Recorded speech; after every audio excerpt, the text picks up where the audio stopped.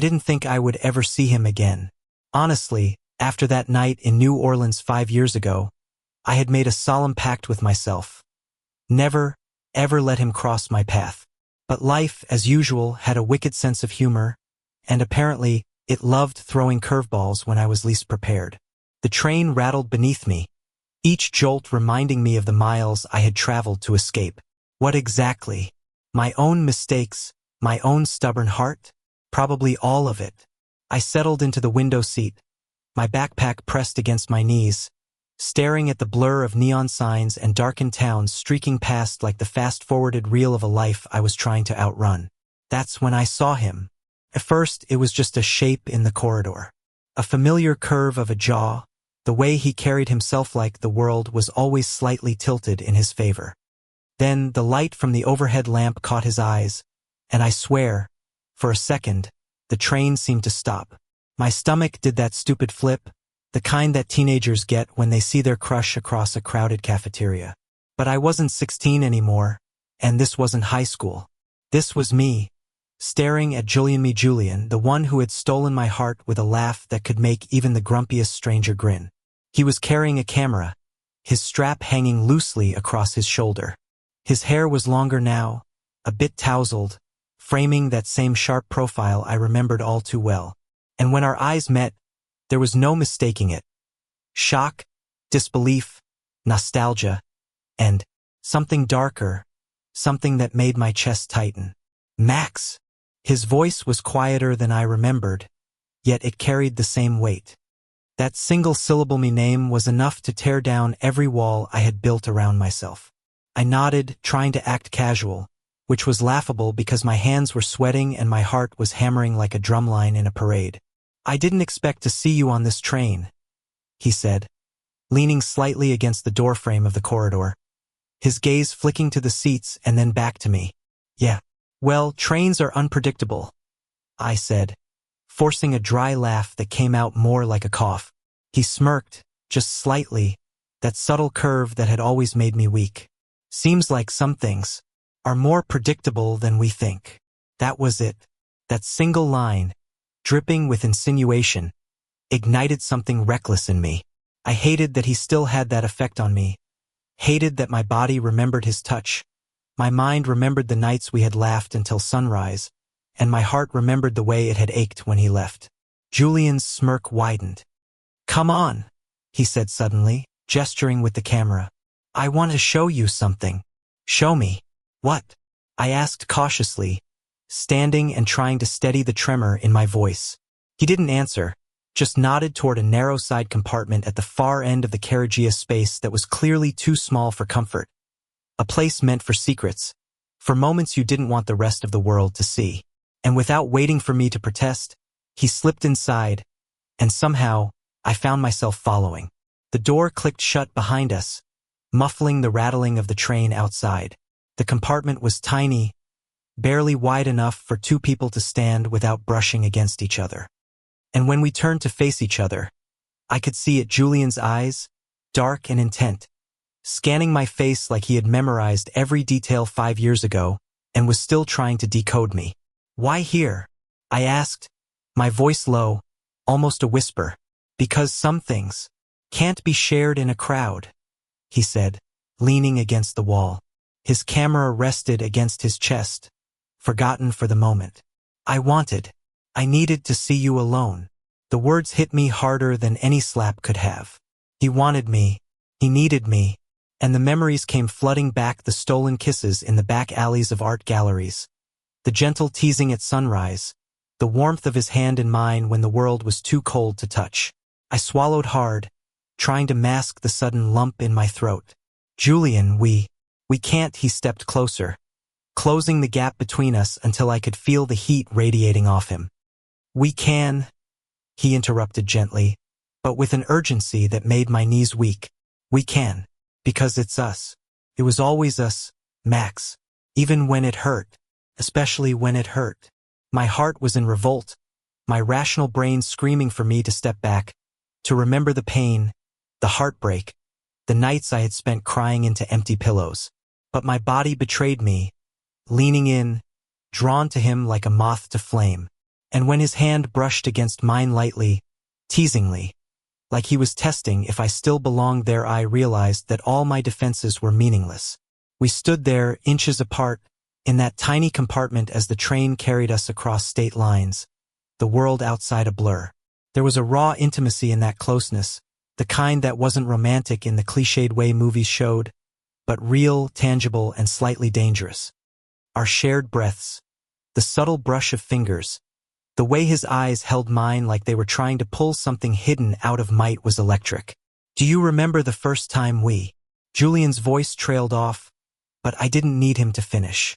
I remembered everything. And somehow, the memory wasn't bitter, it was a spark.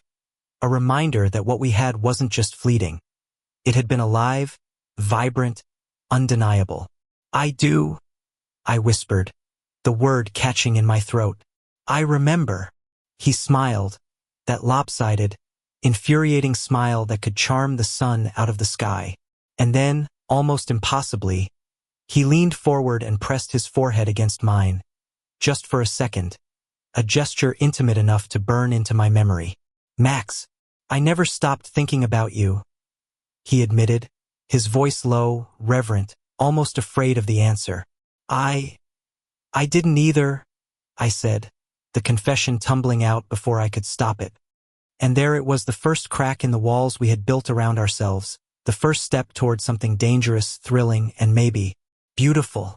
Julian's hand found the small of my back, drawing me closer, and the world outside that tiny compartment ceased to exist. The train, the rattling, the passing towns, they were all irrelevant. It was just us, two broken, stubborn hearts finding their way back to each other in the most improbable of places. His camera clicked suddenly, startling me, but he wasn't taking a photograph. He held it up, pointing to the lens like a mock gun. I'm documenting this, he said with a grin. You, me, all of it. Even if we don't get a second chance, I need to remember. I laughed. A sound I hadn't realized I was holding in for years. You're insane. And you love it, he countered, smirking. I rolled my eyes but didn't step back. Not really. Because in that small, secret compartment, the air thick with tension and nostalgia, I realized something terrifying and exhilarating. I wanted him. All of him. The Julian who had left, the Julian who had returned, the Julian who still made my heart skip beats. The train continued its journey, slicing through the night, carrying us further from the past and closer to a future I didn't dare imagine, but maybe, just maybe, one we could build together. And in that fleeting, impossible moment, we didn't need words. We had the unspoken understanding that no matter the miles, no matter the years, some connections don't die. They wait, patiently, relentlessly, until you finally stop running. The compartment felt impossibly small, yet the world outside it seemed impossibly large. Every jolt of the train sent us swaying closer together, as if the universe itself was conspiring to erase the distance of the years. Julian's hand never left mine, and I didn't pull away. Instead, I let myself sink into the memory of what we once were, the bittersweet ache of lost time mixing with the dizzying rush of reunion. Do you ever think about what we could have had? I asked, my voice barely above a whisper, almost afraid to disturb the fragile tension between us. Julian's lips curved into a faint, wistful smile. Every day. But I also think about why we didn't, and why we might still. His thumb brushed over the back of my hand, sending a shiver down my spine. Some things you don't realize until they're gone, and some things you don't realize until they come back. I nodded slowly, my eyes tracing the line of his jaw, the sharp angles softened by the dim light. I hated you, I admitted suddenly, the confession spilling out before I could filter it. I hated you for leaving, but I also missed you.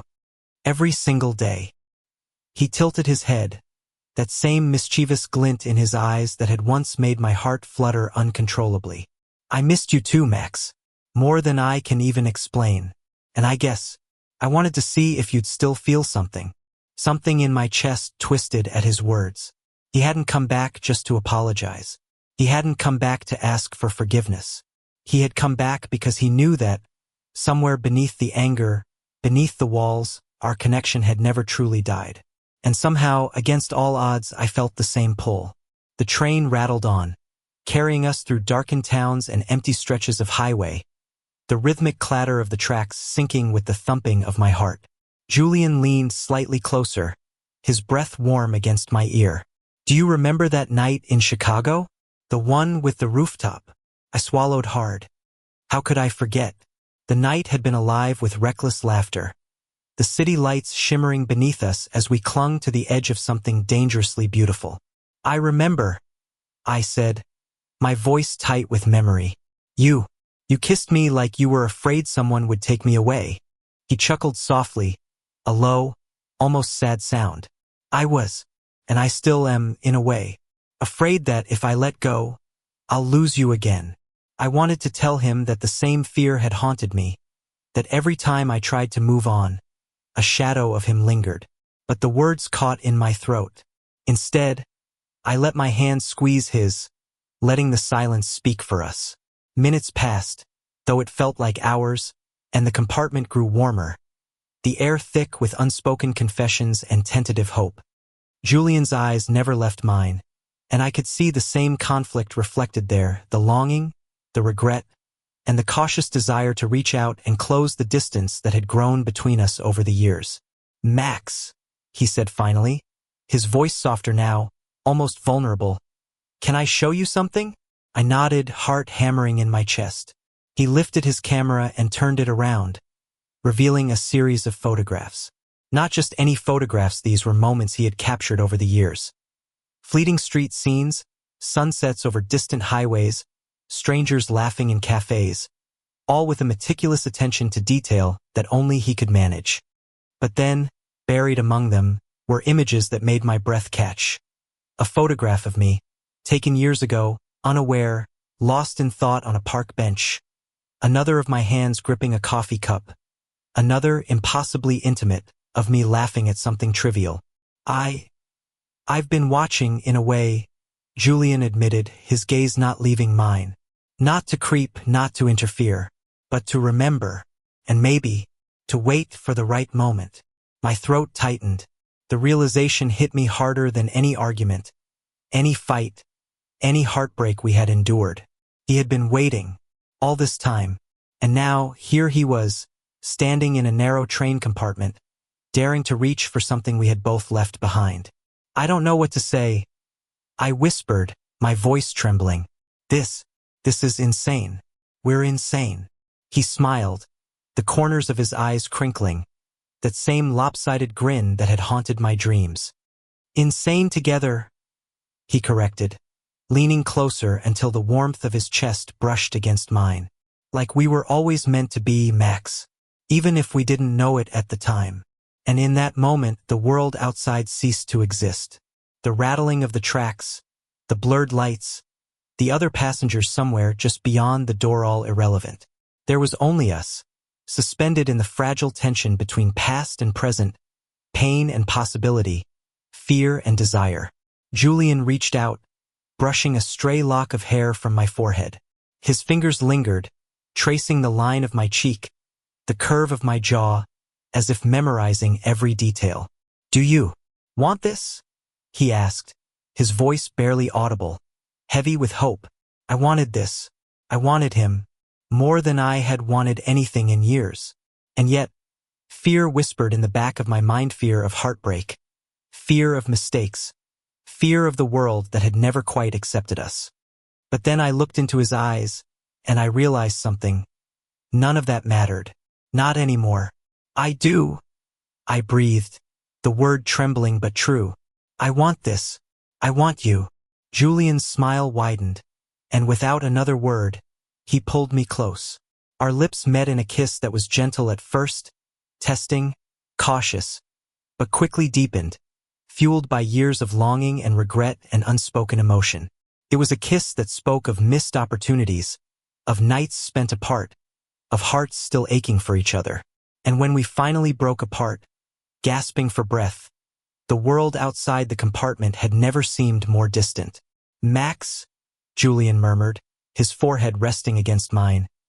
"We can't stay in here forever." I laughed softly, a sound of disbelief and relief. I know, but maybe we don't have to. Maybe we can start again. Right now. He nodded, eyes shining with unshed tears, and for the first time in what felt like a lifetime, I allowed myself to hope.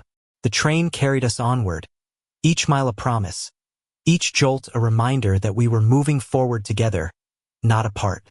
Hours passed in a haze of whispered confessions, soft touches, and tentative exploration. Every brush of his hand, every fleeting glance, every sigh shared in the dim compartment was a step toward something fragile and beautiful. A second chance. A chance to reclaim what we had lost and build something stronger, something real. Eventually, the train slowed, the lights of a small town flickering outside the window.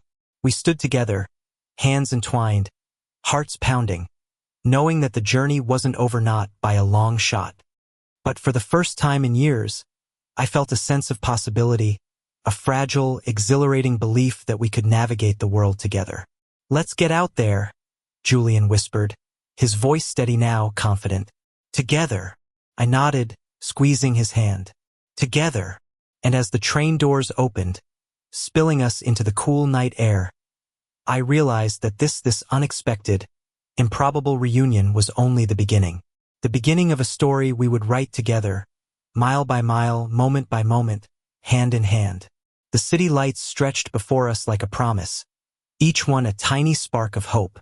And as we stepped onto the platform, I knew, without a doubt, that whatever challenges awaited us, whatever obstacles the world might throw in our path, we would face them side by side. Because some connections don't fade. Some love doesn't die. And sometimes the universe, in all its chaotic humor, gives you a second chance when you least expect it. Julian looked at me, his eyes warm, steady, and unwavering. "Ready for the next chapter?" I smiled, a real smile, one that reached my eyes and shook off the weight of years. More than ever. And in that moment, standing on a quiet train platform in the heart of America, I felt something I hadn't felt in a long time. The exhilarating, terrifying, undeniable thrill of being exactly where I was meant to be. The train disappeared behind us, fading into the distance, but we didn't look back. Not really, because our future was waiting, and it was ours to claim. Hand in hand, we stepped into the night, two souls finally reunited, ready to face whatever the world had to throw at us. Together. The streets of the city were quiet, almost eerily so, as Julian and I walked side by side, our hands still entwined. The train platform faded behind us, leaving only the faint hum of distant traffic and the occasional flicker of neon signs. I had expected the reunion to be fleeting, a spark in the dark, but now, with every step, I realized it was more than that.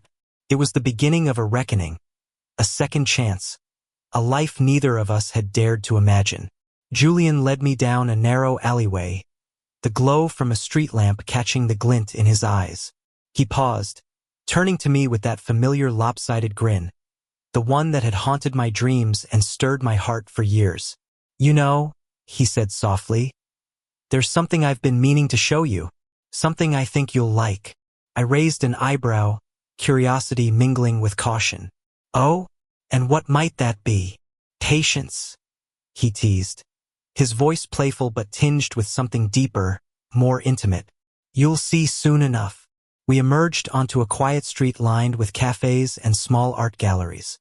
The city smelled of rain on asphalt, of warm coffee and distant pastries, of life continuing even as we had paused in our own personal limbo. Julian led me to a small, nondescript building, one I would have walked past without a second thought.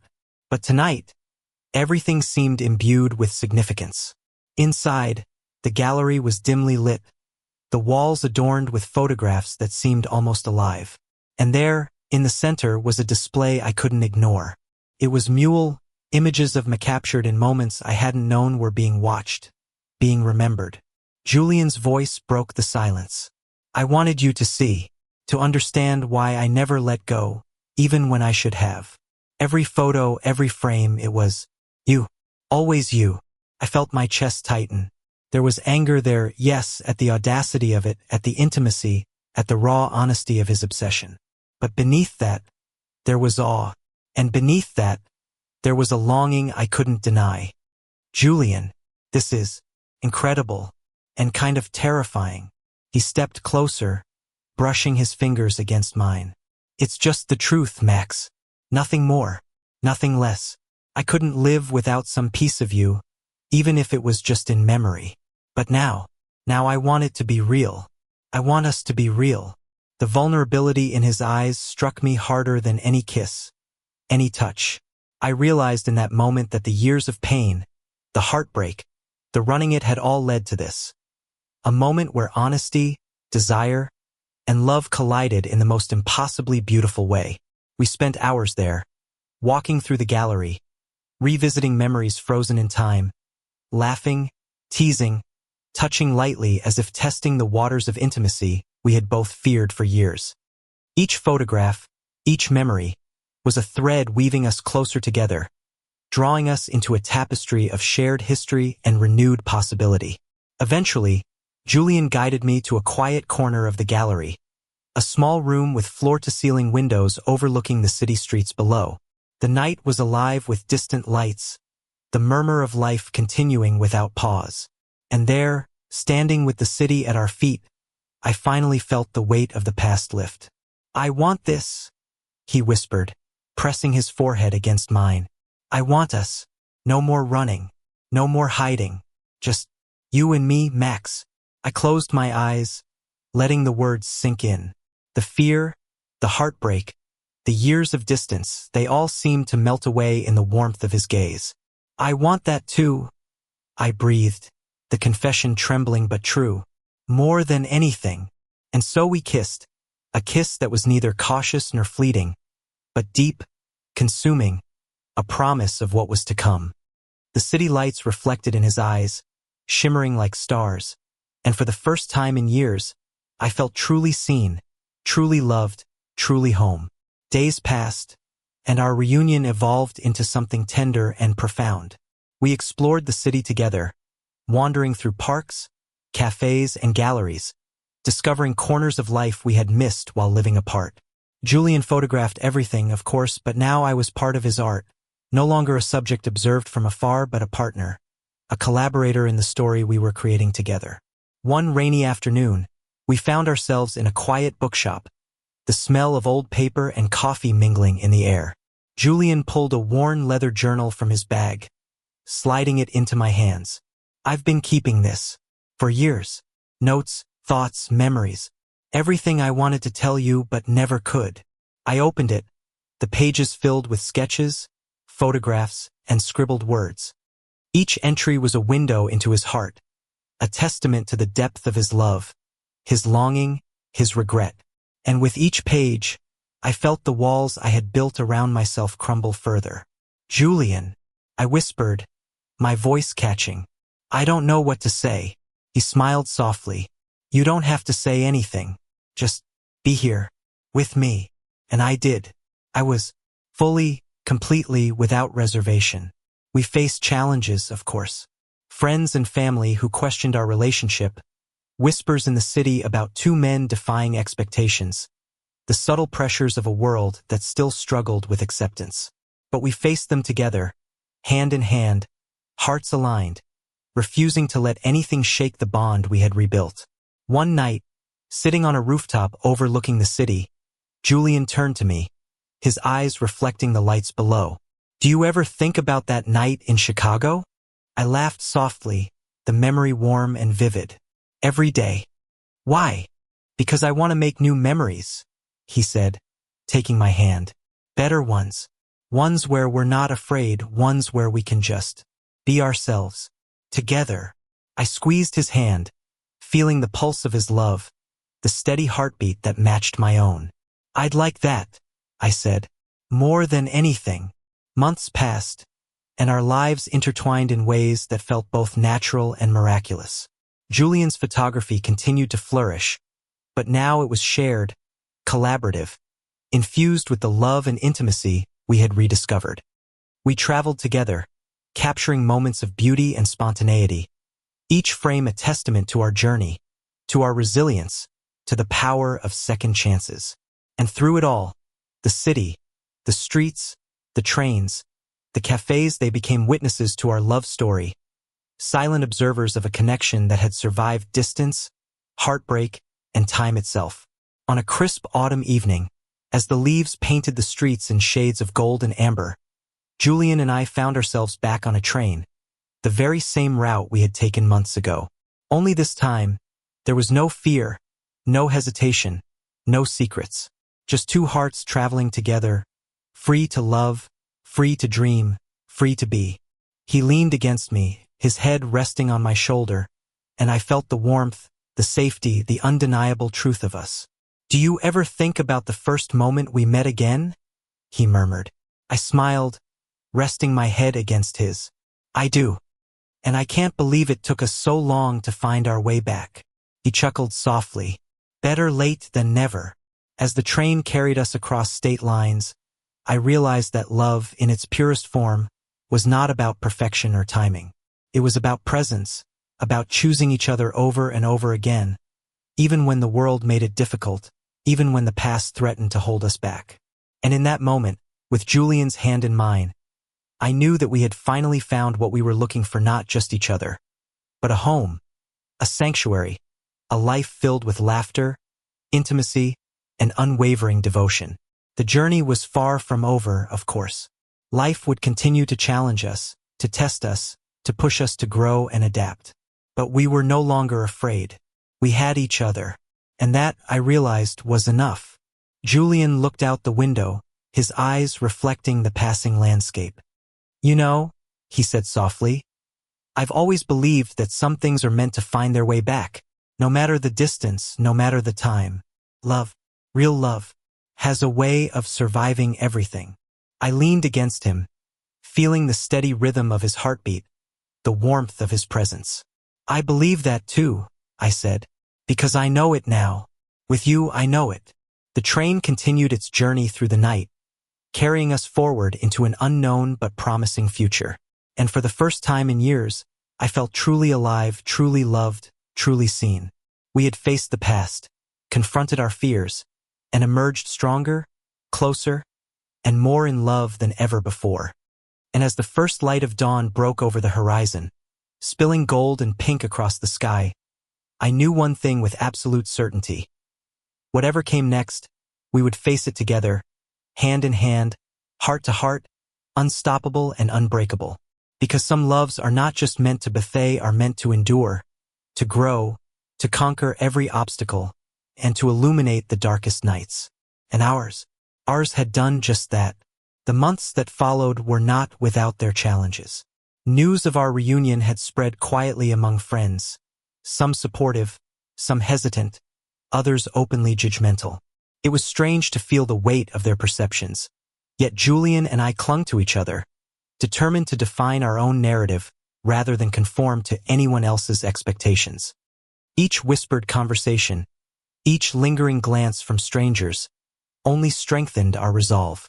One afternoon, we found ourselves in a small cafe tucked into a quiet corner of the city. Rain tapped lightly against the windows, creating a rhythm that mirrored the calm, steady beat of our intertwined hearts. Julian reached across the table, taking my hand in his. "You know, Max," he said softly, "I used to wonder if anyone would ever accept us, really accept us. Not just tolerate, not just smile politely, but actually see us for who we are." I squeezed his hand, feeling the warmth and the weight of his words. "I think it doesn't matter if everyone accepts us," I said, my voice steady. "We have to accept ourselves first. And we do. We've fought too long, loved too deeply, to let anyone else define our story." Julian smiled, eyes glimmering with unshed tears. "You always know the right thing to say," he murmured. "It doesn't always feel like the right thing," I admitted, leaning my forehead against his. "But with you, feels right, every time." The city outside continued its endless hum, oblivious to the quiet revolution happening within our hearts. And in that moment, I realized that love, true love, wasn't just a feeling. It was a choice, a daily, sometimes painstaking, decision to stand by someone despite fear, despite pain, despite the world's doubts. And we had chosen each other again and again, unwaveringly. Weeks later, Julian surprised me with an invitation to a small art exhibition he had organized. "It's not just about my work," he explained. "It's about us, about the journey we've been on. I want the world to see what love can survive." The gallery was intimate, filled with friends, allies, and a few skeptics who had come out of curiosity. Each photograph told a story not just Julian's artistic eye, but the narrative of two men navigating the complexities of life, love, and longing. There were images of us laughing under streetlights, wrapped in blankets during cold nights, holding hands as we explored the quiet corners of cities. There was pain, yes, captured in fleeting expressions and shadowed streets, but there was also triumph, tenderness, and unwavering connection. As the night unfolded, people approached us, offering congratulations, words of encouragement, even apologies for earlier doubts. Julian's arm was around my shoulder, mine around his waist, and together we faced the room with pride, defiance, and joy. For the first time, the external world felt secondary to the internal truth we had fought so hard to protect, that our love was real, valid, and unbreakable.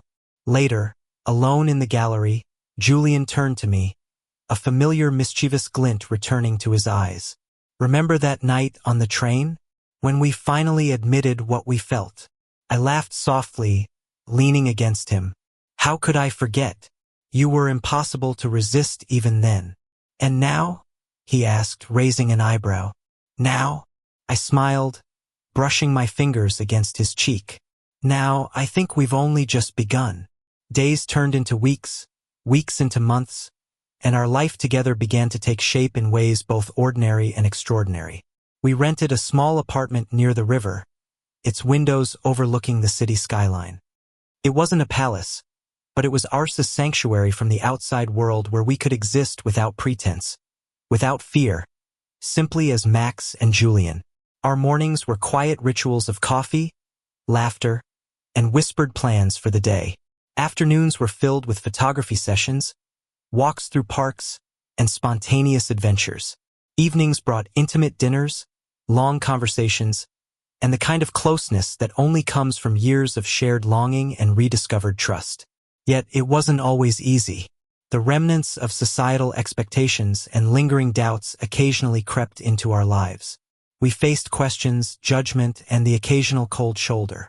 But every challenge only deepened our bond. We learned to navigate the world as a unit, to shield our love from hostility without hiding it, to assert our presence without apology. One evening, Julian suggested we take a trip out of the city, a chance to breathe, to escape the hum of judgment and expectation. We drove through winding roads, past amber fields and forests painted in autumn's fiery palette. The car windows were streaked with rain, and the air smelled of wet earth and freedom. We stopped at a small overlook, the city lights far below, and stepped out into the crisp night. Julian took my hand, his fingers warm and strong around mine. "Max," he said softly, voice carrying in the quiet night, "I want to ask you something I should have asked years ago, but I waited for the right moment." My heart skipped a beat, the anticipation sharp and thrilling. "What is it?" I asked, though I already had an inkling. He dropped to one knee, pulling a small, velvet box from his pocket. My breath caught, eyes wide, tears threatening to spill. "Max," he said, looking up at me with a vulnerability and certainty that made my world tilt. "I don't want another moment without you. Will you marry me? Will you be my partner, my love, my everything?" Time seemed to suspend. The rain fell softly around us. The world hushed as if holding its breath for our answer. I felt the weight of the years, the heartbreak, the distance, the longing, and now the overwhelming joy of this impossible, miraculous reunion. "Yes?" I whispered, tears streaming down my cheeks. "Yes, Julian. 1,000 times yes." He slid the ring onto my finger, the metal cool against my skin, and I felt an electrifying certainty that we had finally arrived where we were meant to be. We embraced, laughing and crying all at once, the city and the universe witnessing our triumph, our love, our unyielding devotion. In the months that followed, we planned a small, intimate wedding surrounded by friends who would become allies and family who had come to understand our journey. The ceremony was simple but profound, held in a sun-dappled garden, with golden leaves drifting in the breeze. We exchanged vows not just as lovers, but as survivors, as partners who had endured the past and emerged stronger. "I promise to choose you," Julian said, his voice steady and full of emotion, "every day, in every way, for the rest of our lives." "I promise the same," I replied, my hand clasped tightly in his. "Through joy and pain, through challenge and triumph, I will always choose you." As we kissed, the world seemed to exhale, the air alive with love, acceptance, and possibility. For the first time in years, there was no fear, no hesitation, no lingering ghosts of the past. Only us, fully present, fully alive, fully in love. Our honeymoon was a series of small adventures, moments stitched together with laughter, discovery, and tenderness. We traveled across states, exploring mountains, coastlines, and quiet towns. Julian photographed everything, of course, but now the images were collaborative, infused with our shared story, our shared love. Every frame, every capture was a testament to resilience, to second chances, to the enduring power of connection. Back home, our life settled into a rhythm that was both comforting and exhilarating. Friends and family grew accustomed to our presence. Acceptance deepened, and we continued to navigate the world with confidence, pride, and unwavering devotion. We celebrated victories, supported each other through setbacks, and faced every challenge as a team, fortified by the love that had survived distance, heartbreak, and societal pressure. Years passed, each one marking milestones and quiet triumphs. We adopted a small dog, our mornings filled with laughter and playful chaos. We continued our travels, our photography, our shared passion for documenting beauty and connection. And through it all, our love deepened, matured, and strengthened, a living testament to the journey we had endured. On quiet nights, when the city slept and the world felt distant, Julian would hold me close, whispering, "We found each other." Against all odds, we found each other. And I would smile, resting my head against his chest, feeling the steady rhythm of his heart, the warmth of his embrace, the unshakable truth of our love. "Yes," I would whisper back, "we did, and we'll never let go." The train that had once carried us across states, the compartment where we had first rekindled our connection, the city streets that bore witness to our moments of courage and intimacy, they were all part of our story. But they were no longer constraints or symbols of separation. They were reminders of the journey, of the trials we had faced, and the triumph of love that endured. And as we stood together on our balcony one evening, watching the sunset paint the sky in hues of gold and rose, I realized that some stories are not just told, they are lived. And ours, improbable and miraculous as it was, had been lived fully, deeply, and beautifully. Julian leaned against me, his hand in mine, his head resting on my shoulder. "Here's to the rest of our lives," he murmured. I kissed the top of his head, feeling the steady certainty of our shared future. "To us," I replied, the words carrying the weight of all we had endured and all we had yet to experience. And in that moment, beneath the fading light of the sun, with the world spread before us and love as our constant, I knew that we were exactly where we were meant to be. Together, unbreakable, and free. Because some loves are not fleeting. Some connections are not bound by time, distance, or circumstance. They endure, they grow, they thrive, and they transform the lives of those brave enough to fight for them. And ours had conquered every obstacle, every fear, and every shadow of doubt. And it would continue to do so, for as long as we lived, loved, and chose each other every single day. The end was not a conclusion, it was a beginning of endless possibilities, shared dreams, and a life lived fully, courageously, and beautifully. Together. Thank you for listening. If you find it interesting, please like and subscribe to follow the next stories.